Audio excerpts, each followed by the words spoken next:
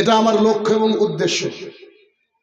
তো যতক্ষণ কথা বলবো, কারণ আমি রাত 12টার পর কথা বলি না, তাহলে 12টা পর্যন্ত এখানে আছি মানে নিয়ার অ্যাবাউট 1 ঘন্টা 2-5 মিনিট।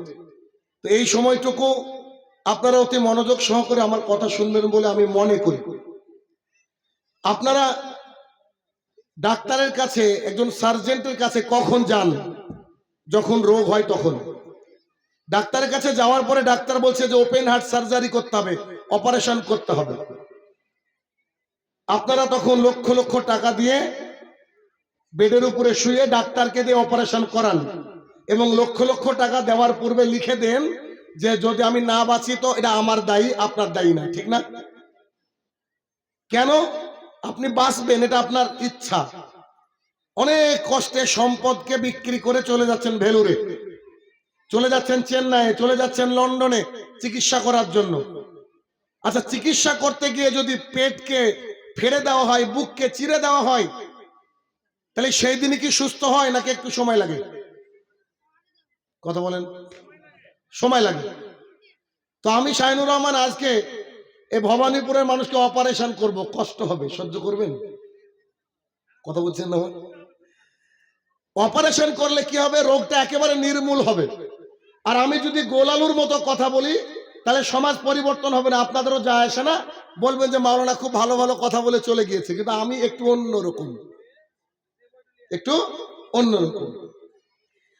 মূল বিষয়ে আলোচনা যাওয়ার পূর্বে একটা বিষয় বলবো, সেটা হচ্ছে একজন মহিলাকে ভবানীপুরের একটা গ্রামের ছেলে শহর থেকে বিয়ে করে এনেছে। এক মহিলাকে, শহরের মহিলারা গ্রামের কালচার জানে না, তো বাড়িতে আনার পরে বলছে শোনো, আমার আব্বা আমার চাচা এরা যদি তোমার সামনে কোনো সময় পড়ে যায়, শহরে তো কোনোদিন মাথায় কাপড় দেওনি, অবশ্যই তুমি মাথায় কাপড় দিবা যে অবস্থায় থাকো না কেন। তো বলছে যে ঠিক আছে, আমি চেষ্টা করবো মাথায় কাপড় দেওয়ার। দীর্ঘদিন যাওয়ার পর একদিন শহরের মহিলারা দেখবেন বাথরুমে গোসল করে উলঙ্গ হয়ে, তাদের সাথে একটা টাওয়াল থাকে, টাওয়াল বুঝেন কিনা, গামছা। তো গামছাটা বুকে বেঁধে গোসল করে মাথাটা মোটামুটি মুছেছে, তারপরে বুক বরাবর ছায়ার মতো করে দেখবেন অনেকে বাঁধে গ্রামের মানুষ, বুক বরাবর বেঁধে, শরীরে কিছু নাই, টাওয়ালটা গামছাটা বুক বরাবর বেঁধে বাথরুম থেকে গান করতে করতে বেরিয়ে আসছে। জানে যে বাড়িতে কেউ নেই। হঠাৎ করে মেন গেটটা খুলে কেউ যেন এসেছে, বুঝতে পারেনি। তো বাথরুম থেকে আসার পরে, এই গল্প হয়তো সবাই জানেন আপনারা, কেন বলছি সেটাও বলছি। তো বাথরুম থেকে বেরিয়ে মহিলা দেখছে যে তার সামনে তার শ্বশুর। তার স্বামী তাকে কি শিখিয়েছে? যদি আমার আব্বাকে দেখো, চাচাকে দেখো, কি করবা? মাথায় কাপড় দিবা যে কোনো মূল্যে। তো চট করে মহিলা দেখছে, আহারে আমার তো শ্বশুর মশাই, তো তাকে আমার রেসপেক্ট করতে হবে। তিনি টাওয়ালটাকে খুলে মাথায় দিয়েছেন। হাসছেন কেন আপনারা? মহিলা কি ঠিক করেছে না ভুল করেছে? বোকার মতো কাজ করেনি?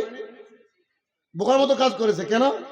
ওকে ওইভাবে বলা হয়নি তুমি যখন অন্যান্য কিছু পরে থাকবা তখন তুমি একটু মাথায় কাপড় দিও সম্মানের অর্থে। ও মহিলা বুঝেছে যে আমার শ্বশুর ভাসুরকে দেখলে কি করতে হবে?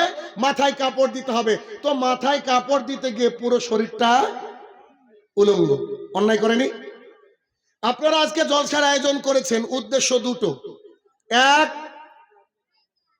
আপনাদের মসজিদ বা গোরস্থান বা যার জন্য হোক, কি এসা কিসের উন্নতি করবে?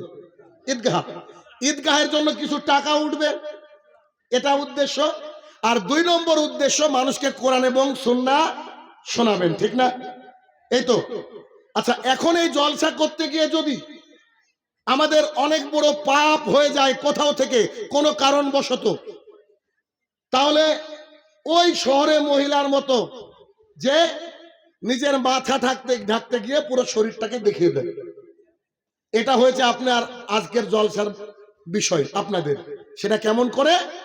আজকে আপনারা এখানে বসে আছেন, বাইরে দোকানপাট বসেছে, আমি নিজে চোখে দেখে আসলাম, আমি তো কারোর দেখে কথা বলি না। নারী আর পুরুষ দাঁড়িয়ে দাঁড়িয়ে গল্প করছে, একাকার হয়ে দাঁড়িয়ে দাঁড়িয়ে গল্প করছে।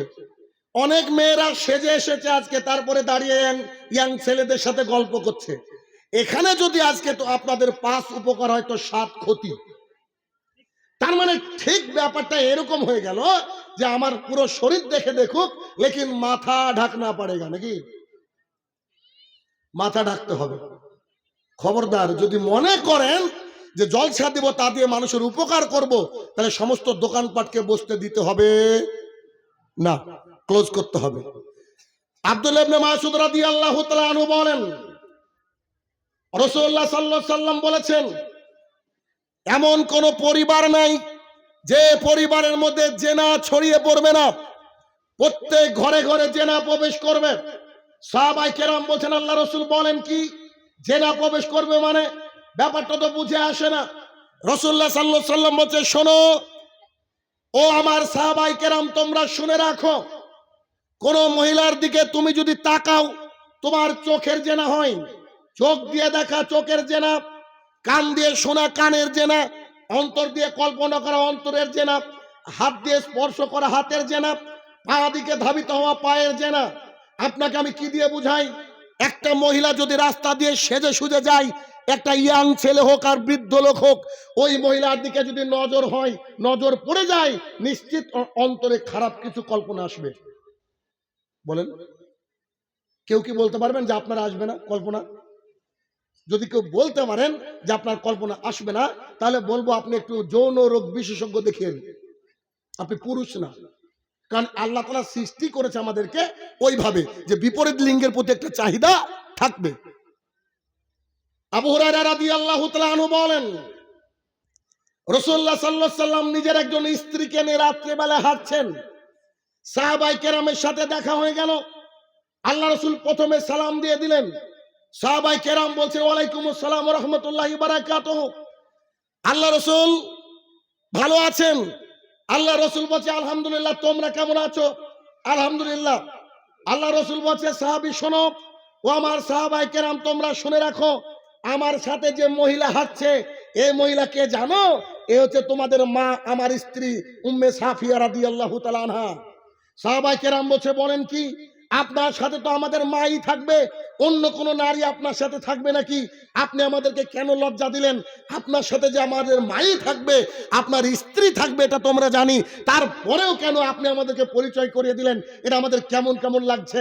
রাসূলুল্লাহ সাল্লাল্লাহু আলাইহি সাল্লাম বলছেন, ও আমার সাহাবীরা, তোমাদের উপরে আল্লাহ রাজি, তোমরা আল্লাহর উপরে রাজি, তোমরা আমার কলিজার টুকরের মতো, তোমরা খুবই ভালো মানুষ আমি জানি।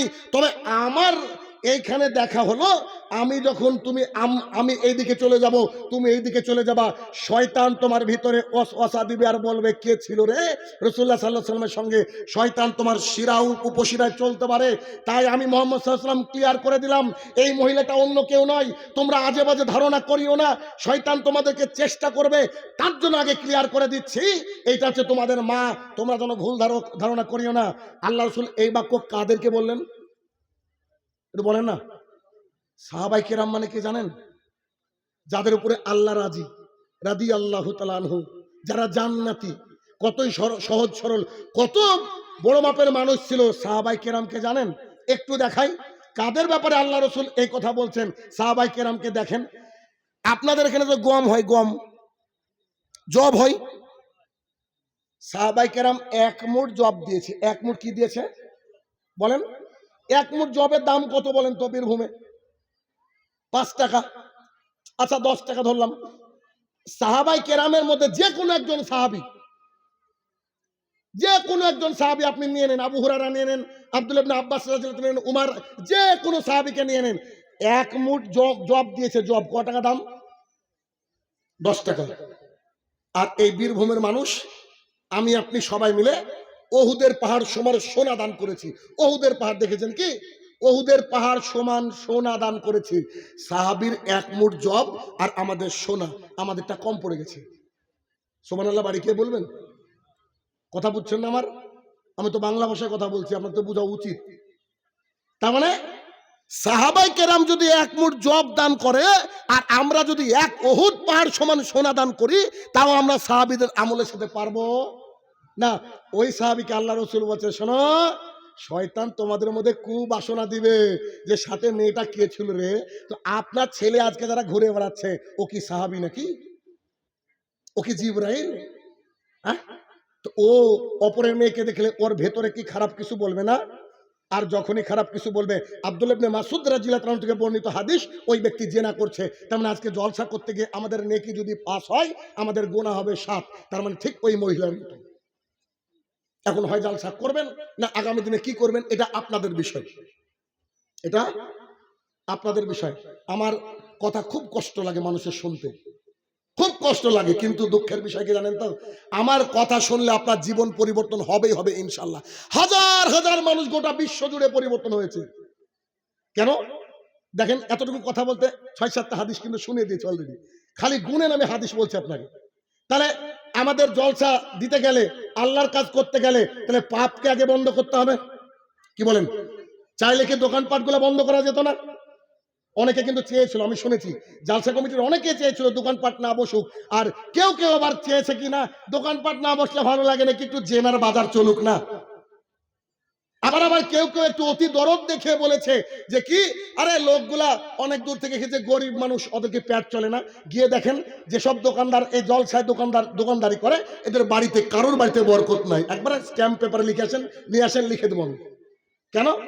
কোরআন এবং সুন্নাহ শোনার যে ব্যাপার, এই ব্যাপারটা আল্লাহ আমাদেরকে সাহায্য করবেন। করবেন কি করবেন না? এবার যে তথ্য দিব, এবার যে আয়াত বলবো, এটাতে মাথা আরো বিগড়ে যাবে। দেখেন তো, রাসূলুল্লাহ সাল্লাল্লাহু আলাইহি ওয়াসাল্লাম কাবার মধ্যে আল্লাহ সুবহানাহু ওয়া তাআলার কোরআনুল কারীম তেলাওয়াত করতেন।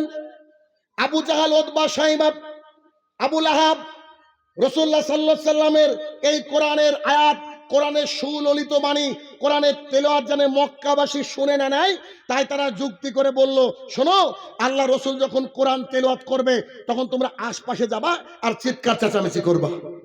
কি করবা? চিৎকার চেঁচামেচি করবা। চিৎকার চেঁচামেচি করলে কি হবে বলেন তো? ওই আল্লাহ রসুলের কোরআনটা মক্কাবাসী যাতে শুনতে না পায়, তার জন্য একটু চিৎকার চেঁচামেচি করবা। তখন ওরা যখন চিৎকার চেঁচামেচি শুরু করে দিল, আল্লাহ সুবহানাহু ওয়া তাআলা সূরা বাকারার মধ্যে আয়াত নাজিল করে দিলেন। আল্লাহ সুবহানাহু ওয়া তাআলা আয়াত নাজিল করে দিলেন। আল্লাহ তাআলা বললেন, শোনো, সূরা আরাফের মধ্যে, সূরা আরাফ, আল্লাহ সুবহানাহু ওয়া তাআলা সূরা আরাফের মধ্যে আয়াত নাজিল করে দিলেন যে শোনো, তোমাদের সামনে যদি কেউ কখনো কোরআন তেলাওয়াত করে, একজন মুসলমানের দুটো দায়িত্ব: এক, মনোযোগ সহকারে শুনবে; দুই, চুপচাপ বসে থাকবে। কোরআনের আয়াত যদি কোথাও চলে তাহলে চুপচাপ থাকতে হবে এবং শুনতে হবে। এটা মুসলমানের, গোটা বিশ্বের, শুধু মুসলমান নয়, ইহুদি, খ্রিস্টান, হিন্দু, সবারই উপরে আল্লাহ তাআলা বলে দিয়েছেন। ঠিক যেমন করে আপনার স্কুলের মাস্টার শিখিয়েছে যে যদি জনগণও চলে, তুমি যেখানে আছো ওখানে দাঁড়িয়ে যাবা, বলে না? আপনার আমার মাস্টার আমাদেরকে এটা শিখেছে। গোটা বিশ্বের বিশ্বনিয়ন্তা আল্লাহ সুবহানাহু ওয়া তাআলার কালাম যদি তার জমিনে কোথাও কেউ তেলাওয়াত করে, আপনার কোনো পৃথিবীর কোনো কাজ চলবে না। ওই সময় কি করতে হবে? এক, চুপ থাকতে হবে; দুই, মনোযোগ সহকারে শুনতে হবে। এবার আপনি আমাকে বলেন তো, আমার আগের যে বক্তা ছিল, আমার আগের কেউ একজন ছিল তো নাকি, তিনি সালাম দেওয়ার পরে কোরআনের কোন আয়াত পড়েছিলেন? আমাদের শিহাব ভাই, ওনার নাম শিহাব বোধহয় নাকি, জি, ওই ভাই কি কোরআনের আয়াত পাঠ করেছিলেন? সভাপতি সাহেব যখন শুরু করেছিলেন, কোরআনের আয়াত পাঠ করেছিলেন? আমি শাহিনুর রহমান ভাঙা ভাঙা কণ্ঠে কোরআনের একটু আয়াত পাঠ করেছি। আচ্ছা, আমি বলছি ইয়া আইয়ুহাল্লাযীনা আমানু, এটা কোরআনের আয়াত না? এখন আপনার মেয়ে গিয়ে বাদামালাকে বলছে, চাচা বাদামের দাম কত? চাচা বাদামের দাম কত? আমি বলছি ইয়া আইয়ুহান নাস কুলু মিম্মা ফিল আরদি হালালান তাইয়্যিবা। এখন আপনার ছেলে গিয়ে বলছে যে আমাকে 1 কেজি জিলাপি দেন তো। দাম কত? বলছে 90 টাকা। 90 টাকা মানে 70 টাকা করে জিলাপি। এখানে কোরআনের আয়াত তেলাওয়াত চলছে আর ওখানে বেচা কিনা চলছে। এরা তো হিন্দুর বাচ্চা না, এরা তো খ্রিস্টানের বাচ্চা না। আল্লাহ রসুলকে যারা জ্বালিয়েছিল, আল্লাহ রসুলের কোরআনের আয়াত যাতে মানুষ না শুনতে পায়, তার জন্য যারা বাধা দিয়েছিল, তারা ছিল কাফের, বেদিন, বেঈমান। আপনার সন্তান মুসলমানের বাচ্চা, ওর বাপ মুসলমান, ও 14 গোষ্ঠী মুসলমান। এখানে কোরআনের আয়াত তেলাওয়াত করা হচ্ছে, ওখানেও বাদাম বিক্রি করছে, ওখানে আপনার ছেলেকে বাদাম কিনছে, বলেন এরা মুসলমান? কোরআন অপমান করতে কেন মাহফিল করেন আপনারা? দরকার নেই সব মাহফিলের। কেন কোরআনকে অপমান করেন? কোরআনের আয়াত চললে গোটা পৃথিবীকে থমকে যেতে হবে। লাখ লাখ মানুষ মক্কার বুকে আল্লাহু আকবার বলে তাকবীর দেয় আর ঘুরতে থাকে। যখনই শেখ সুদেই দাঁড়িয়ে একবার বলে আল্লাহু আকবার, গোটা পৃথিবী যেন শান্ত হয়ে যায়। লাখ লাখ মানুষের শুধু শ্বাস প্রশ্বাসের আওয়াজটুকু শোনা যায়। আল্লাহর কালাম এত পাওয়ারফুল, আল্লাহর কালাম শুনলে আমাদেরকে অবনীত হতে হবে। আর আল্লাহ তাআলা হিন্দু, ইহুদি, খ্রিস্টানের উপরে আয়াত নাজিল করলেন, ওই আয়াত আজকে মুসলমানের বাচ্চার উপরে আমাকে বলতে হচ্ছে। অথচ মুসলমানের সন্তান আজকে বিক্রি করছে, মুসলমানের সন্তান কিনছে। আপনাদের কষ্ট হচ্ছে আমার কথা শুনে? বলেন আমি অন্যায্য কথা বলছি? একজন দ্বীনের দায়ী হিসাবে কোরআনের অপমান কি করে সহ্য করব বলেন দেখি? এটা কি সহ্য হবে? আগামী দিনে আমাদেরকে শুধরাতে হবে। জলসা হলে কি করতে হবে? স্থানীয় যাদের দোকান আছে তারা যদি মুসলমান হয় তারা কি করবে?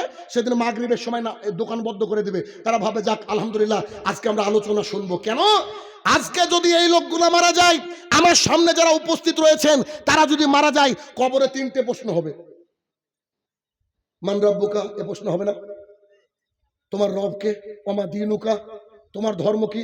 মা হাজার রাজুল আল্লাহ জি বইসাফিকুম, তোমাদের মধ্যে একজন ব্যক্তিকে পাঠানো হয়েছিল, তার সম্পর্কে কি জানো? এই 3টে প্রশ্ন হবে না? শুধু যারা বিক্রি করছে, বাদাম বিক্রি করছে আর জিলাপি বিক্রি করছে, এদের কবরে এই প্রশ্নগুলো হবে না? কি কি গো? আপনি যখন মারা যাবেন কবরে বলছেন মান রব্বুকা, তোমার রবকে? আপনি বলছেন রব্বি আল্লাহ, আমার রব আল্লাহ। এই আমার রব আল্লাহ এই কথাটা পৃথিবীর সবাইকে বলতে হবে কি হবে না? এখন যারা বাদাম বিক্রি করছে তারাও আজকে মারা গেল, বক্তৃতা শুনলো না, বুঝলো না কিছু, এখনো মারা গেল। নাকির আর মুনকার এসে বলছে যে মান রাব্বুকা, ও বলো I was busy with selling nuts, আমি বাদাম বিক্রি করতে ব্যস্ত ছিলাম। এটা বলবে? তাহলে তার কি দরকার নেই বক্তৃতা শোনার? আপনাদেরকে কি দিয়ে বুঝবো? আলহামদুলিল্লাহ আজকে তো অনেক মানুষ, অন্ততপক্ষে অনেক মানুষ হয়েছে। একটু দেখেন, সৌদি আরবে আমাদের ইন্ডিয়ান কিছু শেখরা রয়েছেন যিনারা বাংলাভাষীর।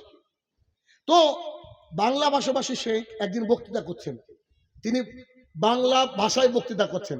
সৌদি আরবের লোক কি বাংলা বুঝে? বুঝে? একজন আলেম করেছে কি, উনার দার্সে বসে আছে আলেম, সৌদি আলেম। তো আমাদের যিনি শেখ তিনি বলছেন যে লেশনটা ইজলিসে না আনতা মাফি মালুম হাদা লুকা, আপনি এখানে বসে কেন? আপনি তো আমাদের জবানটা জানেন না, আমি তো বাংলা ভাষায় কথা বলছি, আপনি কেন বসে আছেন? তখন উনি বলছেন, দেখেন, উনি বলছেন আবু হুরায়রা রাদিয়াল্লাহু তাআলা আনহু বলেন রাসূলুল্লাহ সাল্লাল্লাহু আলাইহি সাল্লাম বলেছেন, কোন ব্যক্তি যদি কোন জায়গায় একত্রিত হয়ে আল্লাহ তাআলার প্রশংসা করে, আল্লাহ সুবহানাহু ওয়া তাআলা তার নিকটে থাকা ফেরেশতাকে বলেন, ও ফেরেশতারা, ওই যে আল্লাহর জমিন, আমার জমিনের বান্দারা, ওরা আমাকে দেখেনি, ওরা আমাকে চিনে না, ওরা শুধু শুনেছে আমি আছি, তাই ওরা শুরুতে বলেছে আলহামদুলিল্লাহ। ও আমার ফেরেশতারা বলো আমি এই আজকে ভবানীপুরের মানুষের সাথে কি আচরণ করব? ফেরেশতা এখন বলছে, এখন নগদ ফেরেশতা বলছে আল্লাহ আপনি আবার কি করবেন? বান্দা আপনার, আপনি মালিক, কি করবেন আপনার ব্যাপার। আল্লাহ তাআলা বলছে আমার প্রশংসা করেছে আমার বান্দা, আমাকে না দেখে আমার বান্দা প্রশংসা করেছে, আমি আল্লাহ তাআলা সবাইকে ক্ষমা করে দিলাম। সৌদি শেখ বলছে কোন দিনের মাজলিসে যদি বসেও থাকি, কিছু নাও বুঝি, আল্লাহর কাছ থেকে ক্ষমা পাবো।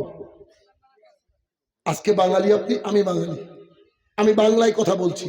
তার মানে আজকে যতজন মানুষ এখানে বসে আছেন, যদি হালাল খাবার আপনাদের থাকে, 5 ওয়াক্ত সালাত যদি অ্যাকাউন্টে থাকে, আল্লাহ তাআলা আজকে সবাইকে ক্ষমা করে দিয়েছেন অলরেডি, আলহামদুলিল্লাহ।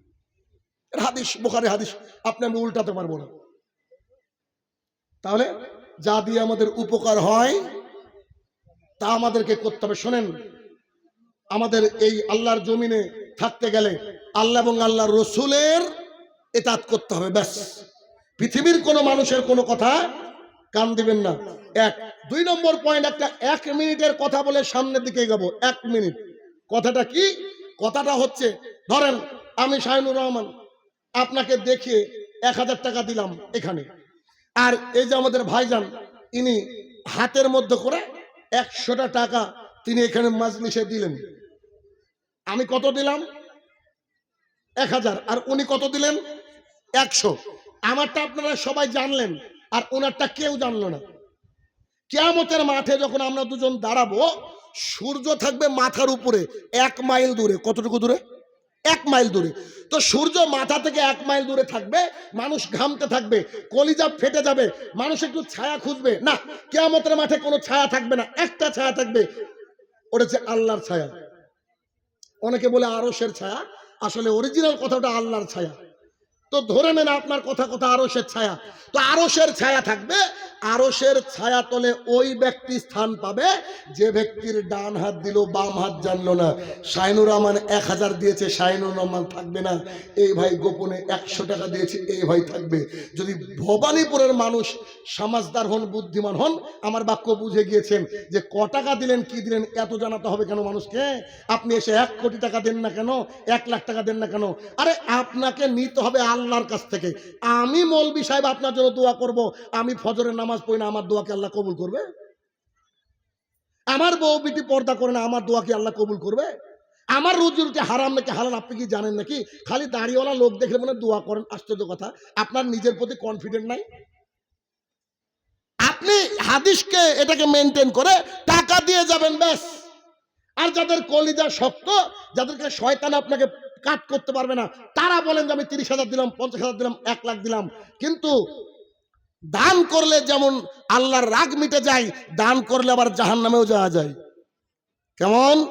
মুসনাদ আহমদের হাদিস, রাসূলুল্লাহ সাল্লাল্লাহু আলাইহি সাল্লাম বলেন, মান সাল্লা ইউরাই ফাকাদ আশরাকা, কোন ব্যক্তি সালাত আদায় করে, নামাজ পড়ে, কাউকে দেখানোর জন্য, এই ব্যক্তি শিরক করে। আর যে ব্যক্তি শিরক করে মারা যায় খাস তওবা ছাড়া, এই ব্যক্তির থাকার জায়গা জাহান্নাম। সূরা নিসা সূরা নম্বর 4 আয়াত নম্বর 48 এবং 116। অমান সামা ইউরাই ফাকাদ আশরাকা, কোন ব্যক্তি সিয়াম পালন করে, রোজা পালন করে, এলাকার মানুষকে দেখানোর জন্য, এলাকার মানুষকে দেখানোর জন্য। আশ্চর্য কথা, রোজা আবার এলাকার মানুষকে দেখানোর জন্য হয় নাকি? সে তো 14 ঘন্টা না খেয়ে থাকতে হয়, হয় কি না হয়? আমি আপনাকে একটু দেখাই, তাহলে বুঝতে পারবেন ক্লিয়ার। দেখেন, দেখবেন রমজান মাসে কিছু মুসল্লি আসে, সারা বছর খোঁজ নেই, ঈদের দিন থেকে হারিয়ে গিয়েছে, তাই না? ঈদের দিন থেকে হারিয়ে গেছে ওই মুসল্লি। হঠাৎ করে সন্ধ্যাবেলায় মাগরিবের সময় একজন এসে বলছে আসসালামু আলাইকুম, নামাজ শেষ দাঁড়িয়েছে, আসসালামু আলাইকুম, কালকে আমার বাড়িতে ইফতার, আপনারা সবাই একটু দাওয়াত গ্রহণ করবেন। এরকম লোক আছে না নাই? নেতা, doctor, master, professor, principal, engineer, টাকাওয়ালা লোক আছে না নাই? এই লোক সুস্থ সবল মানুষ, এবারে হেভি শরীর স্বাস্থ্য সবকিছু ঠিক আছে। রাত্রিবেলা বাড়িতে গিয়ে বলছে শোনো, কালকে নেমন্তন্ন করে আসলাম, কালকে আমার বাড়িতে ইফতার, আলহামদুলিল্লাহ। এই কথা বলার পরে সে বলছে আজকে একটু ভোরে ডাকিও। তার স্ত্রীকে বলছে, স্ত্রী একটা অট্ট হাসি দিয়ে বলছে, কে গো, ভূতের মুখে রাম নাম, তোমার তো সকাল 9টা ছাড়া ঘুম ভাঙে না, তুমি আজকে ভোরে উঠবো মানে ব্যাপার কি? আজকে তোমার কি হলো? তো ও ওর স্ত্রীকে বলছে, আরে পাগলি, কালকে আমার বাড়িতে ইফতার, কালকের দিনটা যদি রোজা না থাকি রে, তো ভবানীপুরে মানুষ বলবে কি? অমন সময় ইউরাই ফাকাদ আশরাকা, কোন ব্যক্তি মানুষকে দেখানোর জন্য সিয়াম পালন করলো, সেই সিয়ামের বিনিময়ে কি পেল? শিরক। শিরককারী থাকার জায়গা জাহান্নাম। দলিল দিয়ে দিয়েছে সূরা নিসা সূরা নম্বর 4 আয়াত নম্বর 48 এবং 116। 3 নম্বরে আপনাদের কথা, অমান তাসাদ্দাকা ইউরাই ফাকাদ আশরাকা, কোন ব্যক্তি দান করলো কিন্তু কাউকে দেখানোর জন্য, জানানোর জন্য, এ ব্যক্তি শিরক করলো। আর যে ব্যক্তি শিরক করে তার থাকার জায়গা জাহান্নাম। কালকে সকালবেলায় উঠে মিনি সংসদ ভবন, মানে চায়ের দোকান, ওটার নাম রেখেছে মিনি সংসদ ভবন। দেখবেন চায়ের দোকানে যারা বসে সব বিষয়ে পিএইচডি হোল্ডার, এত ডিগ্রি তাদের কাছে, পৃথিবীর কোনো আলোচনা নাই যে তারা জানে না। আছেন এরকম লোক, সব জানতা গামছা বলে। তো এরা সকালবেলায় উঠে বলবে কালকে যার সাথে হাইস্ট কে দিল রে, উঠে বলছে যে সিগারেট এক হাতে সিগারেট, ও যে আমি দিয়েছি কালকে 40,000, আমি দিয়েছি 1 লাখ, আমি দিয়েছি 30,000। এটা কি অহংকার নয়? এটা কি লোক দেখানো নাই? রাসূলুল্লাহ সাল্লাল্লাহু আলাইহি ওয়াসাল্লাম বলেন, অমান তাসাদ্দাকা ইউরাই ফাকাদ আশরাকা, কোন ব্যক্তি দান করলো কিন্তু মানুষকে দেখানোর জন্য দান করলো, ওই ব্যক্তি কি করলো? শিরক করলো। আর যে ব্যক্তি শিরক করে তার থাকার জায়গা, বলেন, জাহান্নাম। তার থাকার জায়গা জাহান্নাম। মেন কথা কি জানেন? আমরা মুসলমানরা আজকে এমন জায়গায় আছে, আমরা ইলম চর্চা করতে ব্যস্ত না, দিন শিখতে ব্যস্ত না। আমরা যদি দিন শিখতে পারি তাহলে আপনাকে কোনো আলেমকে এখানে এনে ওই দান চাওয়া বলতে হবে না, মানুষ এমনি লাখ লাখ টাকা দান করবে। যদি কোনোদিন সুযোগ হয় আমাদের জলঙ্গির মসজিদে যাবেন, মানুষের দান দেখবেন, 10 টাকার নোটের মধ্যে 2000 টাকার নোট যখন চলতো, এখন 500 টাকা 2000 টাকা 10 টাকার নোটের মধ্যে টুক করে ফেলে দিচ্ছে। কেউ দেখলো না, ভাবলো যদি কেউ দেখেও তো দেখলো যে 10 টাকা দিয়েছে। কেন বলেন তো? হাদিসগুলো ওরা জানে, আমাদের খুতবায় রীতিমতো ওরা শোনে, রীতিমতো শোনে। আমার একটা খুতবা শুনে একজন মানুষ 12 লাখ টাকা দিয়ে একটা জমি কিনে দিয়েছে। কি বলছেন আপনি? দান কাকে বলে? কারণ আমরা কোরআন আর সুন্নাহ মানুষকে বুঝাতে পারিনি। যদি বুঝাতে পারি, মানুষ কলিজা হাজির করে দেবে। খালি টাকা কেন বলছেন আপনি? দেয়নি আবু বকর, মনে নাই? ওই যে উমর রাদিয়াল্লাহু আনহু বলছে আবু বকর গরিব মানুষ, ভিখারি মানুষ, আজকে এত দান করব। আবু বকরকে পারতে পারে না কোনো আমলে, আজকে আমি ওকে সাইড করবই। দেখ উমরকে বলছে আল্লাহ রাসূল, উমর এসে বলছে আল্লাহ রাসূল, আমার যা সম্পদ ছিল অর্ধেক আপনাকে দিলাম, অর্ধেক আমার। আশ্চর্য দান, আশ্চর্য দান। অর্ধেক আমার আর অর্ধেক আপনার, আপনাকে দিয়ে দিলাম। আবু বকর দাঁড়িয়ে আছে। আবু বকর বলছে তুমি কি দিবা? বলছে বাড়িতে যা ছিল সব দিলাম। তো তোমার বাড়িতে কি থাকলো? বলছে আল্লাহর আল্লাহ রসুল। উমর বলছে আজকের যখন টপকাতে পারলাম না উমারের সাথে, আবু বকরের সাথে চ্যালেঞ্জ দিয়ে আর লাভ নাই। আল্লাহ রসুল কি বলেছিল নাকি? 10 টাকা দিল দেন নামে শরীফুল, ওগো আল্লাহ নাকি দিতে করিও না ভুল। এরকম বক্তা আসলে নাই? এই যে বাক্যটা বললাম, বাক্যটা সঠিক? এক বক্তার কলার ধরেছিলাম কোন একটা স্টেজে, এই কথা বলছিল। আমি ওঠার আগে নেমে গিয়েছি, এরকম সাহিত্য করেছিলাম সেদিন। বাক্যটা কত বড় ভুল বলেছে দেখেন। 10 টাকা দিল দান নামে শরীফুল, ওগো আল্লাহ নেকি দিতে করিও না ভুল। আল্লাহ ভুল করে? আস্তাগফিরুল্লাহ ওয়া বিলাহি। বুঝতে পেরেছেন? আল্লাহ রাসূল সাল্লাল্লাহু আলাইহি ওয়াসাল্লামের সহিহ হাদিস, কেউ যদি কোনো টাকা দেয় কোনো মজলিসে, একটাই কথা বলতে পারবেন, আল্লাহুম্মা সাল্লি আলাই, আল্লাহুম্মা বারিক আলাই, ব্যাস। এর উপরে কোনো বাক্য বলতে পারবেন না আপনি, আপনার অনুমতি নাই। I am sorry for that. জীবনকে পরিবর্তন করতে হবে, জীবনকে শুধরাতে হবে, নইলে এ দিয়ে আর মুসলমান সমাজকে সামনের দিকে এগিয়ে নিয়ে যাওয়া যাবে না। বলছিলাম মূল্যবান সম্পদ। আচ্ছা বলেন তো, আমাদের কাছে সবচেয়ে মূল্যবান সম্পদ কি বলেন? হ্যাঁ, চাচা বলছে ঈমান, বাদ বাকি সবাই ঈমান, সবার ঈমান। এই ছেলেগুলো বলছে আমল। তাহলে টাকা বোধহয় খুব একটা এর বিষয় না নাকি? টাকা কোনো ব্যাপার না, তো না? আচ্ছা, এটা এখান থেকে বাড়িতে গেলে আবার টাকাই হবে। এটাই দেখেন, মুস্তাওরিদ ইবনে সাদ্দাদ রাদিয়াল্লাহু তাআলা আনহু বলেন, রাসূলুল্লাহ সাল্লাল্লাহু আলাইহি সাল্লাম বলেছেন, তোমাদের মধ্যে কেউ তাদের আঙুলের ডগাটা সমুদ্রের মধ্যে ডুবিয়ে দিক, তারপরে তার থেকে বের করে নিয়ে এসে দেখুক যে কতটুকু পানি এই ডগাতে থাকলো। আপনাকে হাদিসের বাস্তবতা বোঝাচ্ছে, একটু বাস্তবতা বুঝায় দেখেন তো আমি বুঝাতে পারি কিনা। সমুদ্র, হাত ডোবালেন, বলেন তো ক ফুটা পানি আছে? দেখতে পাচ্ছেন? একটা সমুদ্রে কত ফুটা পানি থাকে? কত হিসাবই নাই। পৃথিবীর সমস্ত বিজ্ঞানী মিলে ফোটার হিসাব অন্তত করতে পারবে না। এবার হাদিস বুঝেন। মুস্তাওরিদ ইবনে সাদ্দাদ রাদিয়াল্লাহু তাআলা আনহু বলেন, রাসূলুল্লাহ সাল্লাল্লাহু আলাইহি সাল্লাম বলেছেন, তোমাদের মধ্যে কেউ সাগরের মধ্যে একটা তোমার আঙুল ডুবি দিয়ে দেখো, তারপরে তুলে দেখো তো ক ফুটা পানি আছে। এখনই দেখলেন 1 ফুটা, 1 ড্রপ অফ ওয়াটার, 1 ফুটা পানি রয়েছে। রাসূলুল্লাহ সাল্লাল্লাহু আলাইহি সাল্লাম বলছে, আল্লাহর কসম করে বলছি। আল্লাহর কসম কে বলছে? আল্লাহ রসুল। তিনি এমনি বললেই তো যথেষ্ট, তারপরে তিনি আল্লাহর কসম বলছেন, মানে কথাটা কতটা গুরুত্বপূর্ণ। আল্লাহ রসুল বলছেন, আল্লাহর কসম করে বলছি, ও সাহাবীরা তোমরা শুনে রাখো, তোমার আঙুলের সাথে যে 1 ফোঁটা পানি আসলো, এইটা হচ্ছে দুনিয়া, আর সমুদ্রটা হচ্ছে আখিরাত। বলেন জি। আপনারা সবাই, আমি সহ আমরা সবাই আজকে সারাদিনে যে কাজ করেছি, নিজের জন্য করেছি 98%, আল্লাহর জন্য 2%। কে দেখেন, হিসাব করেন। অথচ হাদিস তার উল্টো, আখিরাতের জন্য করতে হতো কত? 98, আর নিজের জন্য 2। ব্যাপারটা কত কঠিন আসেন দেখি। জাবের রাদিয়াল্লাহু তাআলা আনহু বলেন, রাসূলুল্লাহ সাল্লাল্লাহু আলাইহি সাল্লামের সঙ্গে আমরা একদিন যাচ্ছিলাম, একটা ক্যানেলের পাশ দিয়ে, বাজারের পাশ দিয়ে যাচ্ছিলাম। হঠাৎ একটা তিনি কান কাটা মৃত ছাগলের বাচ্চাকে দেখতে পেলেন। মৃত ছাগলের বাচ্চা, কান কাটা। আচ্ছা, মৃত ছাগল মানে কি ওর গোস্ত খাওয়া যাবে? মুসলমানরা খাবে? এক, ছাগলের বাচ্চা আবার যদি কান কাটা হয়, এটা খুঁত না? কুরবানি চলবে না, ওর কোনো মূল্য নাই। আচ্ছা, কান কাটা প্লাস মৃত প্লাস বাচ্চা, এর মূল্য কত? কেউ নেবেন? এবার হাদিস শুনেন। আরে আমি এই জন্য মুহাম্মদ সাল্লাল্লাহু আলাইহি ওয়াসাল্লামকে মনে করি তিনি হচ্ছেন সবচেয়ে বড় শিক্ষক। বুঝতে পারেননি? এখন আপনাকে কেউ জিজ্ঞাসা করছে আপনি কি কিসের স্যার? আমি ইংরেজি পড়াই। আপনি? আমি ফিলোসফি পড়াই। আপনি? আমি ম্যাথের টিচার। আর মুহাম্মদ সাল্লাল্লাহু আলাইহি ওয়াসাল্লাম কিসের teacher? Whatever the subject you name, he is the teacher of it. Not only the teacher, he is the father of teacher. তিনি যার নাম বলবেন, আপনি যে যা কিছুর নাম বলবেন, তিনি সমস্ত শিক্ষকের বাপ। কথা বুঝতে পেরেছেন? পৃথিবীর মধ্যে কি সেরা উদাহরণ দেখেন। দেখেন, মেন কথা কি দেখেন, আল্লাহ রসুলের কাছ থেকে যদি কেউ ইন্সপায়ার হয়, শিক্ষা গ্রহণ করে, তাহলে কিন্তু তার টিচিং ক্যাপাসিটিও ভালো হবে। একটা উদাহরণ দিচ্ছি আপনাকে, দেখেন সেটা কি। আমি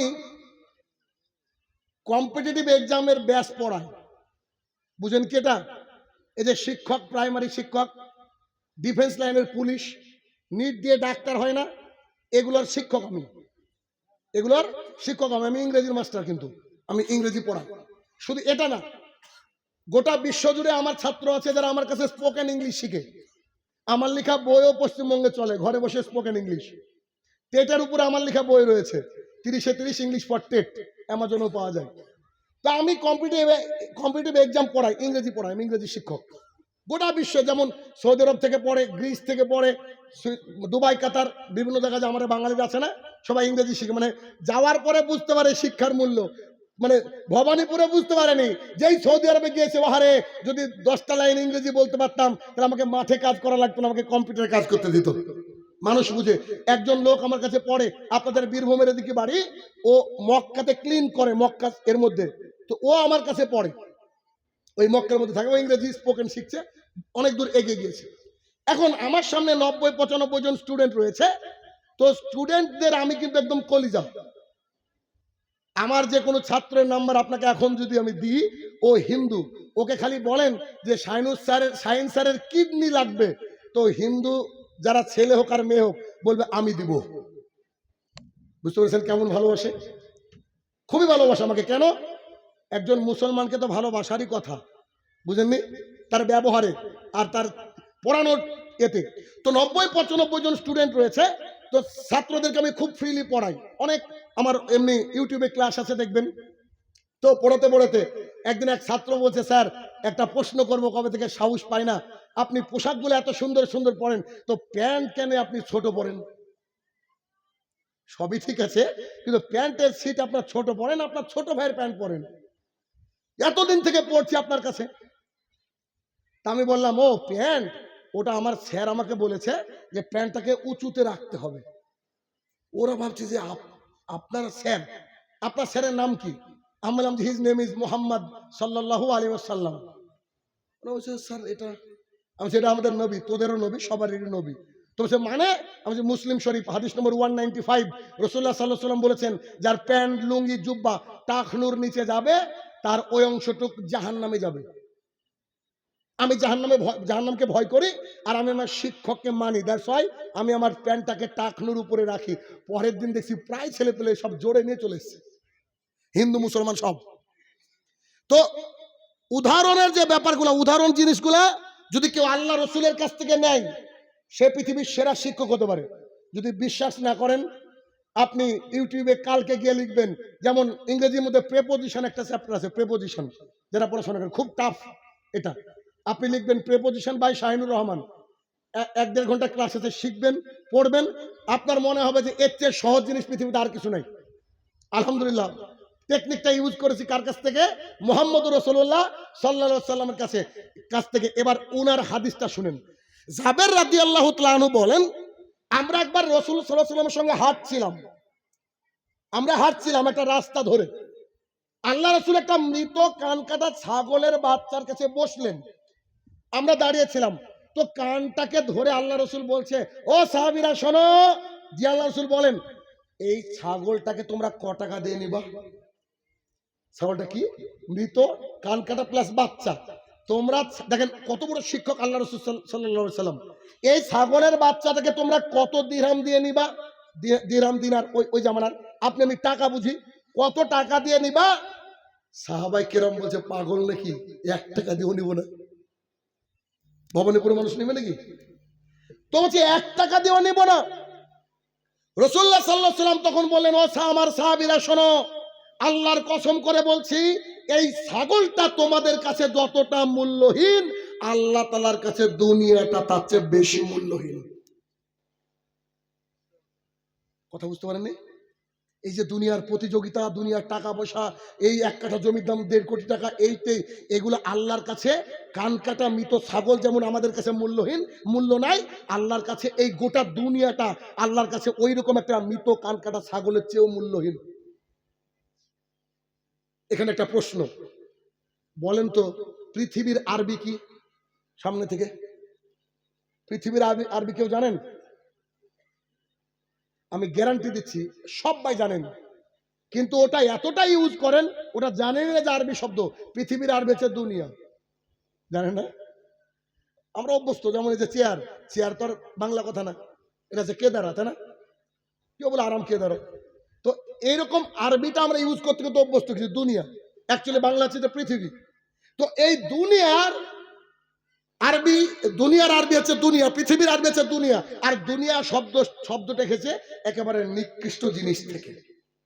একই হাদিসের রেশ ধরে সাহল ইবনে সাদ রাদিয়াল্লাহু তাআলা আনহু বলেন, রাসূলুল্লাহ সাল্লাল্লাহু আলাইহি সাল্লাম বলেছেন, আল্লাহ তাআলার কাছে এই সমগ্র পৃথিবীর মূল্য যদি মশা কিংবা মাছির ডানার সমতুল্য হতো, আল্লাহ তাআলা কাফেরকে 1 ঢোক পানি গিলতে দিতেন না। কথা বুঝেননি? আল্লাহর কাছে গোটা পৃথিবীর মূল্য যদি একটা মাছির ডানা সমতুল্য হতো। আচ্ছা, একটা মাছির ডানার দাম কত? কোন দাম আছে? আল্লাহর কাছে যদি অতটুকু মূল্য পৃথিবীতে থাকতো, পৃথিবীটাকে, তাহলে অমিত শাহ কবে মারা যেত? কথা বুঝেন?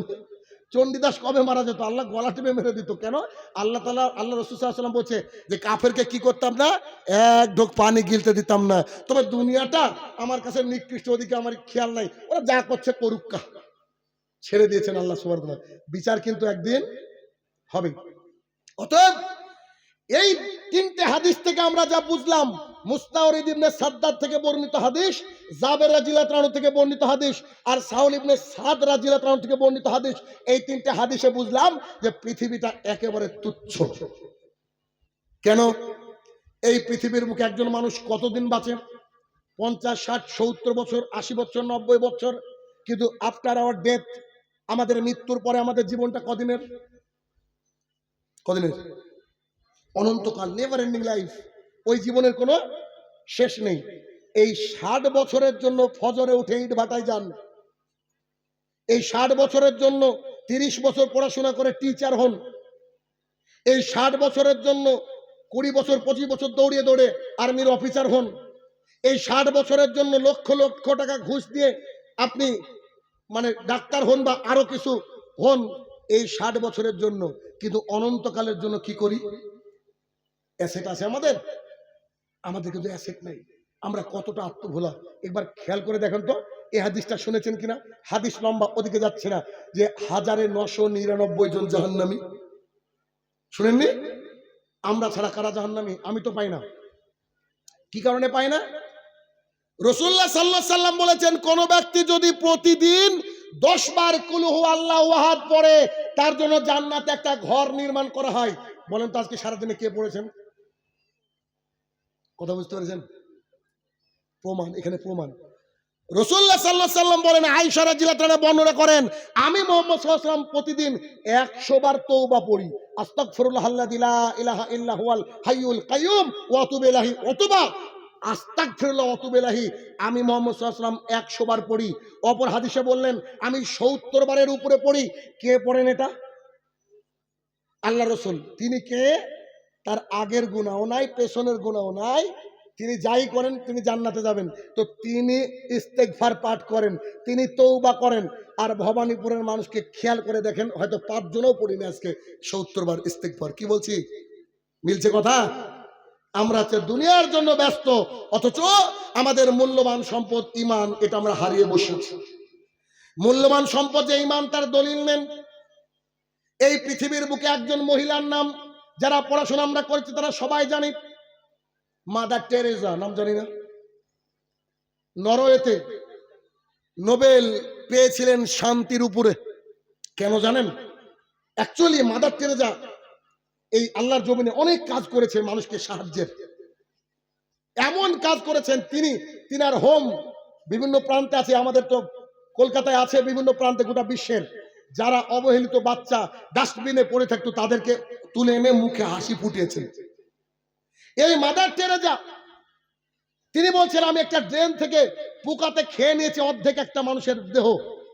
তো তিনি তাকে নিয়ে এসে আমি সেবা শুশ্রূষা করছিলাম। ওই সময়ে তিনি যখন মারা যাচ্ছেন, বলছে তার আমি একটা হাসি দেখেছি।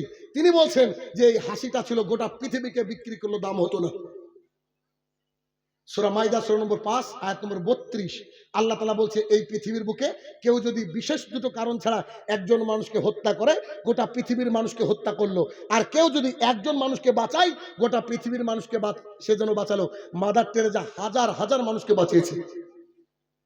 বলেন তো মাদার টেরেসা থাকার জায়গা কি? ভয় লাগছে বলতে? জাহান্নাম। কেন? Because she has no passport to enter to the paradise. কারণ তার কাছে পাসপোর্ট নাই। কি বলেন? তার কাছে পাসপোর্ট নাই, অর্থাৎ যার কাছে কালেমা নাই সেই ব্যক্তির কিচ্ছু নাই, ও যতই সম্পদের মালিক হোক না কেন। তাহলে বুঝতে হবে, তাহলে পৃথিবীর মধ্যে টাকা পয়সা এগুলো কি কোনো কিছু আমাদের? হ্যাঁ, জীবন চালানোর জন্য এগুলো আমাদের লাগবে, এগুলো হচ্ছে এসেনশিয়াল, এগুলো লাগবে। কিন্তু আমাদেরকে বুঝে নিতে হবে যে আমাদেরকে চলে যেতে হবে আল্লাহ তাআলার কাছে উইদাউট নোটিসে। কখন চলে যেতে হয় তার জন্য আমাদের পরকালের জন্য প্রস্তুতি রাখতে হবে। আমাদের ঈমানটাকে নবায়ন করতে হবে যে আমাদের ঈমান কি, ঈমানটাকে মানে কাকে কিভাবে বুঝবো যে আমার মধ্যে ঈমান আছে। আসেন এবার একটু যাচাই করি। আল্লাহ রাসূল সাল্লাল্লাহু আলাইহি সাল্লামকে জিজ্ঞাসা করা হলো, ও আল্লাহ রাসূল সাল্লাল্লাহু আলাইহি সাল্লাম, আপনি আমাদেরকে বলেন তো, what is the definition of ঈমান? ঈমানের সংজ্ঞা কি? ঈমান কাকে বলে? মুসলিম শরীফ, বুখারীর সমস্ত গ্রন্থগুলোয় এই হাদিসটা এসেছে, তবে মুসলিম শরীফের হাদিসের বর্ণনা আমি দিচ্ছি। রাসূলুল্লাহ সাল্লাল্লাহু আলাইহি সাল্লাম বলেন, আল ঈমান, ঈমান হচ্ছে আমানতু বিল্লাহি ওয়া মালাইকাতিহি ওয়া কুতুবিহি ওয়া রাসূলিহি ইয়াউমাল আখির কাদরি ওয়া শাররি মিনাল্লাহ সুবহানাহু ওয়া তাআলা। 6টা জিনিসের নাম কি? ঈমান। তাহলে আমরা এখন যাচাই করব যে ভবানীপুরের মানুষ শুক্রাবাদ নাকি, শুক্রাবাদের মানুষ আশপাশে যারা আছি, আমরা এবার ট্রিটমেন্টের উপরে পড়ে গেলাম।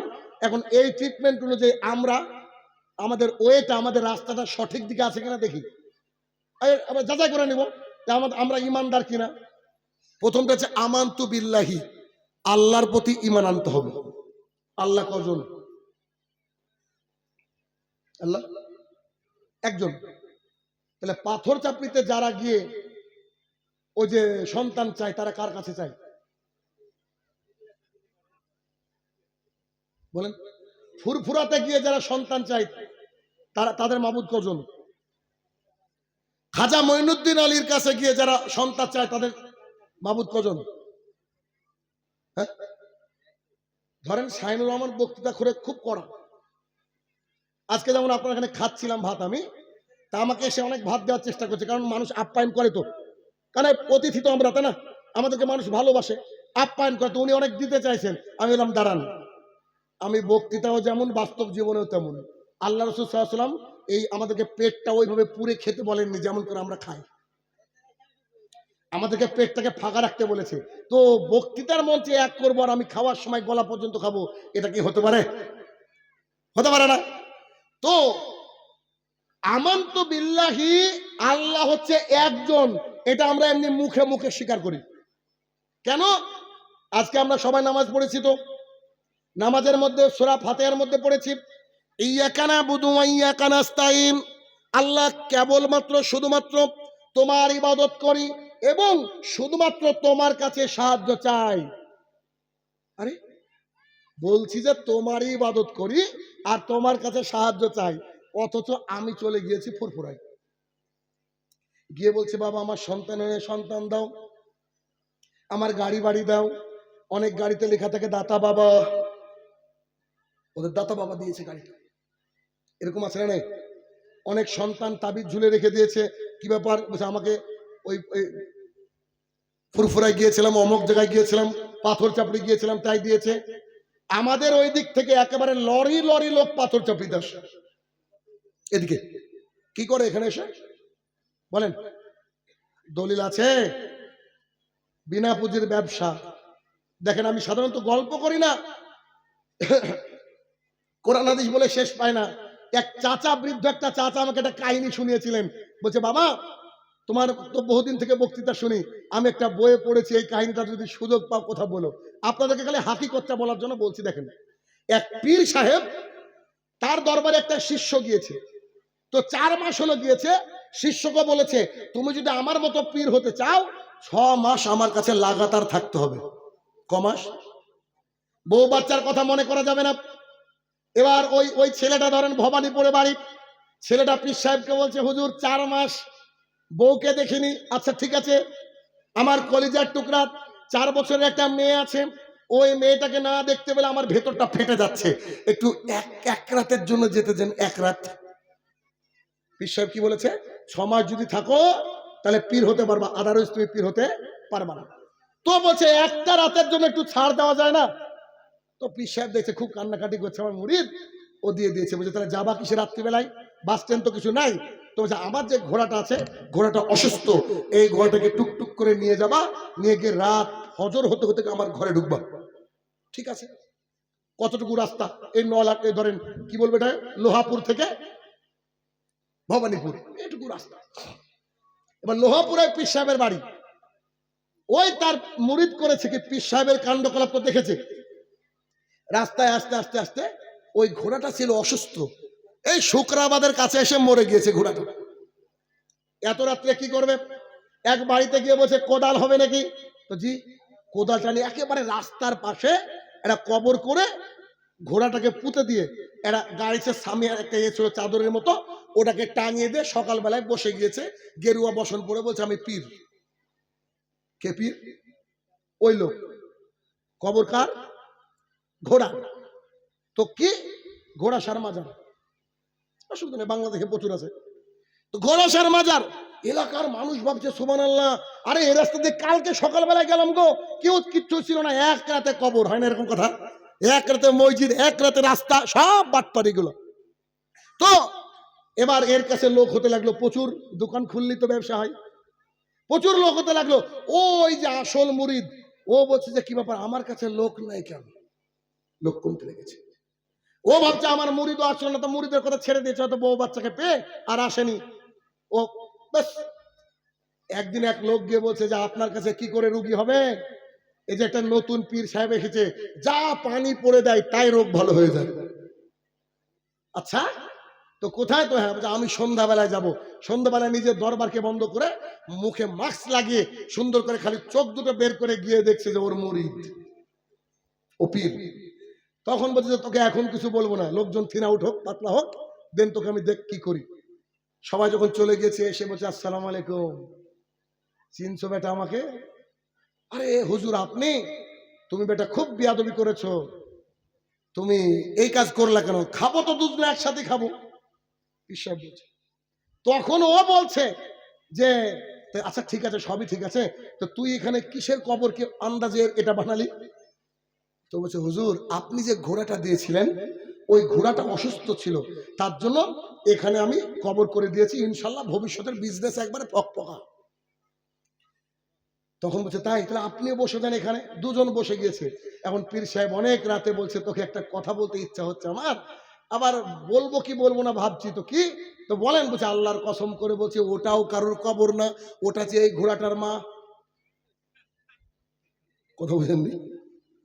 এইরকম যাদের কবর করে আছে, তাদের কবরের মধ্যে অরিজিনাল কেউ নাই। এগুলা সব ধান্দাবাজি, এগুলা সব ধান্দাবাজি।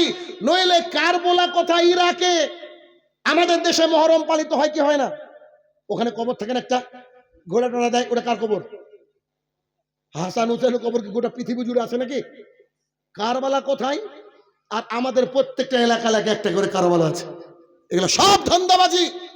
তাই কেউ যদি এই কথা বলে আমানতু বিল্লাহি, আল্লাহর প্রতি ঈমান আনলাম, তাকে মনে করে নিতে হবে আল্লাহ তাআলা এক এবং অদ্বিতীয়। আল্লাহ তাআলা সন্তান দেওয়ার মালিক, আল্লাহ তাআলা বৃষ্টি দেওয়ার মালিক, আল্লাহ তাআলা সন্তান তুলে নেওয়ার মালিক, আল্লাহ তাআলা ফসল ভালো দেওয়ার মালিক, আল্লাহ তাআলা বৃষ্টি দেওয়ার মালিক। আজকে দেখেন আমাদের কি দাবদাহ, তাই না? কত গরম পড়ছে আজকে এই কয়েকদিন, মানে 26টা রমাদান থেকে প্রচুর গরম শুরু হয়েছে। দুবাই নাকি 140 বছরের মধ্যে সেরা বৃষ্টি হয়েছে। দুবাই ভেসে যাচ্ছে, আর আমরা আজকে গরমে এখানে আমাদের নাজিহাল অবস্থা। আল্লাহ তাআলা যাকে চান তাকে বাঁচান, যাকে চান তাকে মৃত্যু দেন। আমাদের মাবুদ কজন বলেন? টেস্ট করছি তো। আমানতু বিল্লাহি, আল্লাহর প্রতি ঈমান আনতে হবে। তাহলে যদি কোনো কিছু সাহায্য দরকার হচ্ছে কার কাছে চাইবেন? নাকি পীর সাহেবের কাছে? এক মহিলা ও স্বামীর সাথে ফলের দোকানে গিয়েছে বাজার করতে। তো আনার, বেদানা ইত্যাদি সব এগুলো নিয়েছে, ফলটল। তো কলাগুলা দেখে খুব পছন্দ হয়েছে। তো বলছে, ভাই এই কলা কত করে? 10টা দেন তো। কলার ছড়িটাকে কেটে যেই কলা দিয়েছে, মহিলা হাতে নিতেই দেখছে একটা কলার সাথে একটা কলার লাগা। এটাকে কি বলেন আপনারা? জামা কলা বা জোড়া কলা, তাই না? আমরা জোড়া বলি, আপনারা জামা। আসলে জোড়া আছে কিতাবের ভাষা, বইয়ের ভাষা, জামা আছে আমাদের কলকল ল্যাঙ্গুয়েজ, স্থানীয় ভাষা।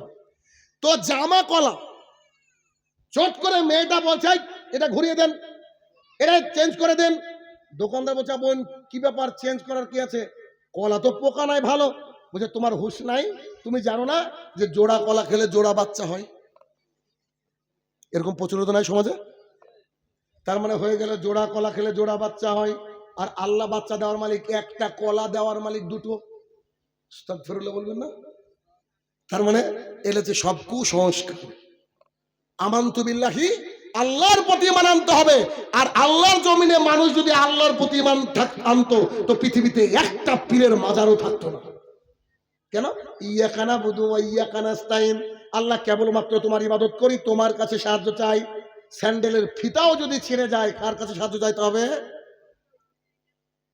দুবাইয়ের একজন ব্যক্তি, দুবাইয়ের একটা মসজিদে আমাদের ইন্ডিয়ান একজন ব্যক্তি, সম্ভবত হায়দ্রাবাদ কেরালার ওই দিকের মানুষ, উনি বলছেন, আমি ফজরের সালাত আদায় করতে গিয়ে একটু দেরি হয়ে গেল। তো দেখবেন অনেক সময় সুন্নত আমাদের ছুটে যায়, আগে ফরজটা ধরতে হয়। ফরজ আদায় করার পরে তিনি বলছেন, আমি একটু জিকির করে সুন্নতে দাঁড়িয়ে গেলাম। দাঁড়ানোর পর আমার সুন্নত শেষ হয়ে গেল, মসজিদ থেকে সব লোক বেরিয়ে গিয়েছে। একজন ভাইকে দেখলাম, খুব কোটটাই পরা, শুটবুট পরা লোক, ওই মসজিদের কোনায় বসে কান্না করছে, খুব কাঁদছে, দুই হাত তুলে আল্লাহ দরবারে খুব কাঁদছে। আমাদের ইন্ডিয়ান ভাইটা বলল যে আমি একটু দাঁড়িয়ে যাই, ভাইটার মনে কোনো অসুবিধার সমস্যা, তাকে যদি একটু সাহায্য করতে পারি। তার কান্না শেষ হয়ে যাওয়ার পর জিজ্ঞাসা করছে, ভাই আপনি এত বেশি কান্নাকাটি করছেন কেন, ব্যাপারটা কি? তখন তিনি বলছেন, আমার একমাত্র নাতনি, ছোট্ট কলিজার টুকরা নাতনি, হসপিটালে ভর্তি আছে, তাই আল্লাহর কাছে আমি কেঁদে কেঁদে দোয়া করছি, কারণ ওই নাতনিটার আজকে বিকালে অপারেশন। আমাদের ইন্ডিয়ান ওই ব্যক্তি খুব ভালো ব্যক্তি ছিলেন, তিনি বললেন, ভাই যদিও আমি আপনাকে চিনি না, আমি আপনার দেশের বাসিন্দা হয়ে গেছি, এখান থেকে ইনকাম করে প্রচুর কিছু করেছি, আপনি যদি চান তাহলে অপারেশনে ক টাকা লাগবে বলেন, আমি ইনশাল্লাহ আমার সাধ্য মতো আপনাকে সাহায্য করতে পারি। সেই লোকটা বলছে, তাই নাকি? আপনার আল্লাহ তাআলা মঙ্গল করুন। এই কথা বলে লোকটার ঘাড়ে হাত দিয়েছে, আমাদের ভারতীয় ব্যক্তি ঘাড়ে হাত দিয়ে ওখান থেকে বের করে, মসজিদ থেকে বের করে এনে বলছে, ভাই আমি ফজরের সালাত আদায় করতে এসেছি এই পাজেরো গাড়িটা নিয়ে, এটা আমার গাড়ি। সামনে যে মার্কেটটা দেখছেন, এই দুটো মার্কেট আমার নিজের। আমার এখানে 3টে নার্সিং হোম রয়েছে। একটা নার্সিং হোম, আমার নিজের নার্সিং হোমে আমার ওই ছোট্ট কলিজার টুকরা ভর্তি হয়ে আছে, আমার টাকার অভাব নাই। তখন আমাদের ভারতীয় ব্যক্তি বলছে, তাহলে আপনি কেন কান্নাকাটি করছেন? তো তিনি বলছেন, আল্লাহ রসুল সাল্লাল্লাহু আলাইহি ওয়াসাল্লাম বলেছে, তোমার যদি একটা স্যান্ডেলের ফিতাও ছিঁড়ে যায়, তুমি চাইবে কেবলমাত্র আল্লাহ তাআলার কাছে। পৃথিবীর সমস্ত ডাক্তার মিলে, আমার সমস্ত টাকা ব্যাংক ব্যালেন্স মিলে আমার নাতনিকে কেউ বাঁচাতে পারবে না, বাঁচানোর মালিক আল্লাহ তাআলা। তাই আল্লাহর কাছে কেঁদে কেঁদে দোয়া করছি। ইন্ডিয়ান ব্যক্তি বলছে, হাদিস শুনে আমি লজ্জায় পড়ে গেলাম। আমি সেদিন থেকে ভাবলাম, আল্লাহ আমারও যদি একটা স্যান্ডেলের ফিতা দরকার হয় আমি আল্লাহ তাআলার কাছে চাইব। আল্লাহ কজন? এক। তাহলে বোঝা গেল পৃথিবীর কারো কাছে কোনো সাহায্য চাওয়া যাবে না। সাহায্য চাওয়া যাবে না মানে এমনটা না আপনি সাইকেলের পেছনে করে এক বোঝা ঘাস নিয়ে আসছেন, কোনো কারণে পড়ে গিয়েছে ঘাসটা, ভাই একটু ঘাসটা তুলে দেন না, এটা ওইটা না। সাহায্য মানে যে সাহায্যের কথা বলছি, যে ইয়া গাউসুল আজিম আমাদেরকে বৃষ্টি দেন, হে বাবা আমাকে সন্তান দেন, অমুক দেবী আমাদের ফসল ভালো করেন, এগুলা কেউ ভালো করার মালিক নয়, একমাত্র আল্লাহ সুবহানাহু ওয়া তাআলা ছাড়া। আমানতু বিল্লাহি, আল্লাহর প্রতি ঈমান আনতে হবে। গোটা পৃথিবীর মানুষ যদি আপনাকে অত্যাচার শুরু করে যায়, তারপরে আপনার মাবুদ কজন? বিলাল রাদিয়াল্লাহু তাআলার কথা মনে আছে? উমাইয়া তার লোকজন বুকের উপরে একেবারে পাথর দিয়ে দিয়েছে, এই পাথর গলায় দড়ি দিয়ে দিয়েছে, ইয়াং ছেলেরা তাকে টানছে, বলছে বল। তাদের মূর্তি ছিল লাত, মানাত, ওজ্জা, হোবল মূর্তি, ছোট ছোট মূর্তি থাকে না হিন্দুর বাড়িতে, একটা মূর্তি নাম হচ্ছে হোবল। তো ও হোবলটাকে নিয়ে এসে এইভাবে ধরে বলছে, বল তোর মাবুদ আমার মাবুদ হোবল, তোর মাবুদ আমার মাবুদ হোবল। আর একবারে এত বড় বড় বুট জুতো পড়েছে, বুট জুতো দিয়ে বুকটার উপরে একদম লাথাচ্ছে আর বলছে, বল তোর আর আমার মাবুদ হচ্ছে হোবল। আর বিলাল রাদিয়াল্লাহু তাআলা মার খাচ্ছে আর বলছে, আহাদ আহাদ, আমার আপনার আপনার হোবলেরও মালিক হচ্ছে আল্লাহ সুবহানাহু ওয়া তাআলা, আল্লাহ সুবহানাহু ওয়া তাআলা। তাই আমাদেরকে ঈমান আনতে হলে কার মতো আনতে হবে বলেন? বিলাল রাদিয়াল্লাহু তাআলার মতো ঈমান আনতে হবে। পৃথিবীর কারোর সামনে মাথা নত করা যাবে না। যদি কেউ মেরেও দেয় আলহামদুলিল্লাহ, একদিন তো মরে যেতেই হবে, একদিন তো মরে যেতে হবে, তাই বলে আল্লাহর সাথে কাউকে শরীক করা চলবে না। ওষুধ খাওয়া যাবে, তাবিজ পরা যাবে না। মুসনাদ আহমদ 4 নম্বর খণ্ড 256 নম্বর পৃষ্ঠা, রাসূলুল্লাহ সাল্লাল্লাহু আলাইহি ওয়াসাল্লাম বলেন, মান আল্লাকা তামিমা ফাকাদ আশরাকা, কোন ব্যক্তি যদি কোনো কিছু ঝুলাই লটকায় সে ব্যক্তি শিরক করলো। আর যে ব্যক্তি শিরক করে খাস তওবা ছাড়া মারা যায়, তার থাকার জায়গা জাহান্নাম। দলিল আগে পেয়েছেন। তাহলে আমানতু বিল্লাহি, আল্লাহর প্রতি ঈমান আনতে হবে। 2 ও মালাইকাতিহি, ফেরেশতার প্রতি ঈমান আনতে হবে। ফেরেশতা কি? আবু হুরায়রা রাদিয়াল্লাহু তাআলা আনহু বলেন, রাসূলুল্লাহ সাল্লাল্লাহু আলাইহি ওয়াসাল্লাম বলেছেন, কোন ব্যক্তি যদি আল্লাহর জমিনে আল্লাহর দ্বীন চর্চা করে, আল্লাহ সুবহানাহু ওয়া তাআলা ফেরেশতা মণ্ডলীকে বলে, ও আমার ফেরেশতারা তোমরা যাও তাদের মাথার উপরে একটা শামিয়ানা ধরে রাখো। তার মানে এইখানে ফেরেশতা আছে না নাই? এইখানে ফেরেশতা আমাদের মাথার উপরে চাদর ধরে আছে। এটা আপনাকে মানতে হবে, এটা আপনাকে বিশ্বাস করতে হবে। আল্লাহ তাআলা 7টা আসমান তৈরি করেছে, 7 আসমানের একটা ইঞ্চি জায়গা ফাঁকা নেই যেখানে ফেরেশতারা আল্লাহ তাআলার ইবাদতে মশগুল নয়। তাহলে কত ফেরেশতা আছে, কত ফেরেশতা আছে? আবু হুরায়রা রাদিয়াল্লাহু তাআলা আনহু বলেন, রাসূলুল্লাহ সাল্লাল্লাহু আলাইহি ওয়াসাল্লাম বলেছেন, কোন ব্যক্তি যদি রাত্রিবেলায় ঘুমানোর সময় ওযু করে তারপরে আয়াতুল কুরসি পড়ে ঘুমিয়ে যায়, আল্লাহ তাআলা তার কাছে 2 জন ফেরেশতাকে পাঠিয়ে দেন খাতা কলম নিয়ে। সেই ব্যক্তি যতবার নড়বে ফেরেশতা ততবার নেকি লিখবে। মানে মশাই কামড়ালেও নেকি। বুঝেন নি কথা? মনে বুঝতে পারেন না? যতবার নড়বেন আপনি ততবার কে লিখবে নেকি? ফেরেশতা। ফেরেশতারা লিখতে আছে লিখতে আছে লিখতে আছে। ও মালাইকাতিহি, ফেরেশতা প্রতি বিশ্বাস আনতে হবে। আরে ফেরেশতা কি দেখেন, আনাস রাদিয়াল্লাহু তাআলা আনহু বলেন, রাসূলুল্লাহ সাল্লাল্লাহু আলাইহি ওয়াসাল্লাম বলেছেন, কিয়ামতের মাঠ যখন কায়েম হয়ে যাবে, সমস্ত বিচার ব্যবস্থা প্রায় শেষ, আল্লাহ সুবহানাহু ওয়া তাআলা আমাকে পাঠাবেন জান্নাতের উদ্বোধন করতে।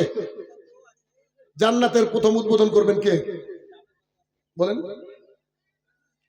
জান্নাতের প্রথম ফিতে কাটবে কে? কি গো?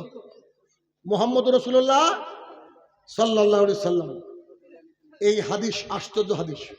দেখেন রাসূলুল্লাহ সাল্লাল্লাহু আলাইহি সাল্লাম বলছেন, আল্লাহ তাআলা যেদিন জান্নাত তৈরি করেছেন সেই দিন একটা ফেরেশতাকে জান্নাতের মেন গেটে দাঁড় করিয়ে দিয়েছেন।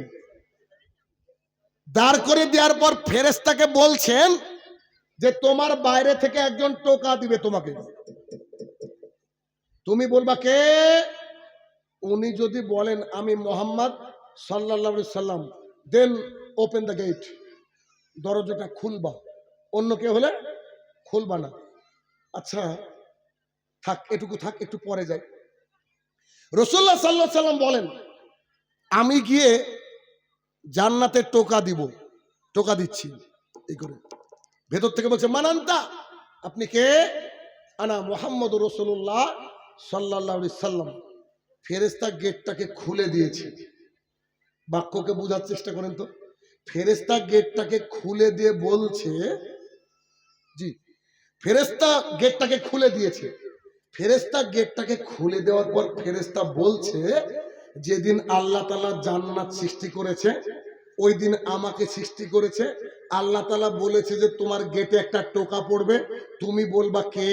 পেছন থেকে যদি আওয়াজ আসে আমি মুহাম্মদ সাল্লাল্লাহু আলাইহি সাল্লাম, তো তখন তুমি গেটটা খুলে দেবা। আল্লাহর কসম করে বলছি ওই দিন থেকে আপনাকে দেখার জন্য 1 মিনিটের জন্য ঘুমাইনি, 1 মিনিটের জন্য খেতে যাইনি, 1 মিনিটের জন্য পায়খানা বাথরুম করিনি, 1 মিনিটের জন্য ক্লান্ত হইনি। আমি আমার প্রিয় মানুষটাকে দেখার জন্য একেবারে কানটাকে দরজার সাথে লাগিয়ে ঠায় দাঁড়িয়ে আছি, মিলিয়ন মিলিয়ন বছর দাঁড়িয়ে আছি আপনার চাঁদ মুখটাকে একবার দেখব বলে। সুবহানাল্লাহ। এটা হচ্ছে আমাদের মুহাম্মদুর রাসূলুল্লাহ সাল্লাল্লাহু আলাইহি সাল্লাম, যাকে ফেরেশতা দেখার জন্য মিলিয়ন মিলিয়ন বছর দাঁড়িয়ে আছে, ফেরেশতা ক্লান্ত হয় না। সেই মুসলমানের বাচ্চা আমরা মসজিদে সালাত আদায় করতে যেতে পারি না, এমনি জান্নাত দিয়ে নেবো নাকি? অত সোজা। বুকে হাত বেঁধেছে আর আমিন জোরে বলেছে, আমার সার্টিফিকেট আছে জান্নাতে। ওয়া মালাইকাতিহি, ফেরেশতার প্রতি ঈমান আনতে হবে। 3 ও কুতুবিহি, কিতাবের প্রতি ঈমান আনতে হবে। কিতাব মানে কোরআনুল কারীম এবং হাদিস। 33 নম্বর সূরা 33 নম্বর আয়াতে আল্লাহ তাআলা বলছেন, ও মহিলারা শোনো, তোমরা বাড়ির মধ্যে থাকো, জাহালাতের যুগের মতো নিজেকে দেখিয়ে বেরিও না। ভবানীপুরের কত % মহিলা বুরকা পরে? হ্যাঁ, ভবানীপুরের কত % মহিলা বুরকা পরে? তাড়াতাড়ি। হ্যাঁ, 5% পরে না। ওকে, 5% বুরকা পরে না। আচ্ছা। আন আব্দুল্লাহ ইবনে মাসউদ রাদিয়াল্লাহু তাআলা আনহু قال قال رسول الله صلى الله عليه وسلم, আব্দুল্লাহ ইবনে মাসউদ রাদিয়াল্লাহু তাআলা আনহু বলেন রাসূলুল্লাহ সাল্লাল্লাহু আলাইহি সাল্লাম বলেছেন, সালাসাতুন কাদ হারাম আলাইহিম মিন জান্নাহ, 3 শ্রেণীর মানুষের জন্য জান্নাত হারাম। 1, মুদমিনুল খামরিন, নিয়মিত পান বিড়ি জর্দা গুল সিগারেট যারা খায় তারা জান্নাতে যাবে না।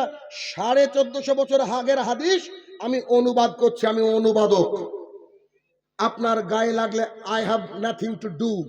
ভালো করে বুঝবেন আল্লাহ রসুল কি বলছেন, যারা এভাবে জর্দা খৈনি গুল ইত্যাদি খায় তারা জান্নাতে যাবে না। 2, রাজুলাতা মিন নিসাই, পুরুষের বেশধারী নারী জান্নাতে যাবে না। যে নারী চুল কেটে ছোট করে, যে নারী জিন্সের প্যান্ট পরে, যে নারী টি-শার্ট পরে, তারা জান্নাতে যাবে না। 3, আর দায়ুস লা ইয়াদখুলুল জান্নাহ, দায়ুস জান্নাতে যাবে না। সাহাবায়ে কেরাম বলেন আল্লাহ রাসূল দায়ুস কাকে বলে? রাসূলুল্লাহ সাল্লাল্লাহু আলাইহি ওয়াসাল্লাম বললেন, আল্লাহ যিকরু ফি আলাল খাবাস, যার বাড়ির মহিলারা বেপরদা সেই বাড়ির পুরুষ জান্নাতে যাবে না। ভবানীপুরের 95% মহিলা যদি বোরখা পরে না বাইরে বেড়ায়, 95% যারা পুরুষ, যাদের বউ বেটি এরা যদি সারা জীবন তাহাজ্জুদ পড়ে, ওদের থাকার জায়গা জাহান্নাম। আমি বলছি না, বলছে কে? মুহাম্মদুর রাসূলুল্লাহ সাল্লাল্লাহু আলাইহি ওয়াসাল্লাম। নিজেকে আহলে হাদিস বলতে গেলে লজ্জা লাগে আপনাদের? আপনার তো আহলে খবিশ। কিসের আহলে হাদিস? আল্লাহ রসুল বলছেন আপনার এই গোটা পৃথিবীর চেয়ে সবচেয়ে মূল্যবান আপনার সম্পদ, আর আপনি আপনার সম্পদকে ছেড়ে দেন মানে? কি দিন ইসলাম শিখলেন এতদিন? কার বক্তৃতা শুনে আসছেন এতদিন ধরে? আমার তো বুঝে আসবে না। জীবনকে পরিবর্তন করতে হবে, জীবনকে পরিবর্তন করতে হবে। যারা দায়ুস তারা জান্নাতে যাবে না। যার বউ বিটি পর্দা করে না, ও যদি সারা জীবন তাহাজ্জুদ পড়ে, সারা জীবন কাবার গিলাফ ধরে কাঁদে, তারপরে ওর থাকার জায়গা জাহান্নাম। কেন? ওর বউ বিটিকে কন্ট্রোল করতে পারে না, এই জন্য। মুশকিল, খুব মুশকিল। দেখেন তারপরে কি, যে ও কুতুবিহি, কিতাবের প্রতি ইমান। কিতাবের কথা বলতে গেলে সারা রাত যাবে, ওদিকে যাচ্ছি না। মানে পূর্ণাঙ্গ কোরআনের প্রতি ইমান আনতে হবে। কোরআনে 82 জায়গায় লেখা আছে আকিমিস সালাত, তোমরা সালাত কায়েম করো। যে ব্যক্তি এক ওয়াক্ত সালাত ইচ্ছে করে ছেড়ে দেয় এ ব্যক্তি কাফের। আমি বলছি না, বলছে মুহাম্মদ রাসূলুল্লাহ সাল্লাল্লাহু আলাইহি সাল্লাম, মান তারাকা সালাতান মুতাম্মিদান ফাকাদ কাফারা, যে ব্যক্তি ইচ্ছে করে সালাত ছেড়ে দেয় এ ব্যক্তি কাফের। অথচ আমাদের বেশিরভাগ সমাজের মানুষ হচ্ছে শুকুর আলী। শুকুর আলী বুঝেন কি? শুক্রবারে যায় শুকুর আলী, ঈদ মিয়া আর রমজান আলী, এটা হচ্ছে অবস্থা। দেখেন এরপরে রাসূলুল্লাহ সাল্লাল্লাহু আলাইহি সাল্লাম বললেন ইয়াউমাল আখির, শেষ দিনের প্রতি ইমান আনতে হবে। বিচারের দিন, বিচারের দিন 490 কোটি ফেরেশতা জাহান্নামকে টেনে নিয়ে আসবে। কত ফেরেশতা? মাত্র মাত্র কত? 490 কোটি ফেরেশতা। একটা ফেরেশতা যদি পৃথিবীকে এভাবে ঘুষি দেয় না, পৃথিবী ভেঙে চুরমার হয়ে যাবে। এরকম শক্তিধর ফেরেশতা কটা বলেন তো, কটা বলেন তো? 490 কোটি ফেরেশতা জাহান্নামকে টেনে নিয়ে আসবে। আর জাহান্নাম একেবারে চিৎকার দিবে, এমন পরিস্থিতি হয়ে যাবে জাহান্নামের, একেবারে চিৎকার দিবে। মানুষ সবাই সেদিন বলবে ইয়া নাফসি ইয়া নাফসি ইয়া নাফসি ইয়া নাফসি, আল্লাহ আজকে আমার কি হবে, আল্লাহ আজকে আমার কি হবে। নবী রাসূল সহ সবাই ইয়া নাফসি ইয়া নাফসি। এটা হচ্ছে শেষ দিন। কথা কি বুঝাতে পারলাম? 6 কাদরিয়া শাররি মিনাল্লাহ সুবহানাহু ওয়া তাআলা, ভালো এবং মন্দের মালিক আল্লাহ। আপনার ভাগ্যে যা ঘটেছে করেছে কে? আল্লাহ। ভালো ঘটলেও আল্লাহ করেছে, খারাপ ঘটলেও আল্লাহ করেছে। অতএব ভালো এবং মন্দের মালিক কে? আল্লাহ। এই 6টা বিষয়ের যদি, এই 6টা খুঁটির কোনো খুঁটি যদি একটু পোকা লেগে যায়, ঘুণ ধরে যায়, আজকে শাহিনুর রহমান বলে গেল ভবানীপুরের মানুষকে একটু মেরামত করিয়েন, মেরামত করিয়েন। কথাকে প্যাকেট করে দিয়ে বক্তৃতা এখানে শেষ। ইমান হচ্ছে 6টা বিষয়ের নাম। 1, আল্লাহর প্রতি ইমান আনতে হবে, সন্তান দেওয়ার মালিক কে? 2, ফেরেশতার প্রতি ইমান আনতে হবে, দেখতে পায় না তবুও মেনে নিতে হবে। 3, কিতাব কোরআনুল কারীম এবং সুন্নাহর প্রতি ইমান আনতে হবে। 4, আল্লাহ রাসূল সাল্লাল্লাহু আলাইহি ওয়াসাল্লামের প্রতি ইমান আনতে হবে। 5, আমাদের যে তাকদীর, এই তাকদীরের প্রতি ইমান আনতে হবে। বা 5 নম্বরে ধরে নিন আপনি কিয়ামতের মাঠ, এর প্রতি ইমান আনতে হবে। 6, ভালো এবং মন্দের মালিক আল্লাহ সুবহানাহু ওয়া তাআলা, তার প্রতি ইমান আনতে হবে। এই 6টা বিষয়ের যদি কারো কোথাও ঘাটতি থাকে, একটু তাহলে এই ঘাটতি থেকে সারার চেষ্টা করেন। হে আমার প্রতিপালক, এতক্ষণ যে আলোচনা করলাম মাবুদ, প্রত্যেকটা কথা থেকে যেন সবাই আমরা উপকার লাভ করতে পারি। আল্লাহ তুমি সেই তৌফিক আল্লাহ করো। আল্লাহুম্মা আমিন।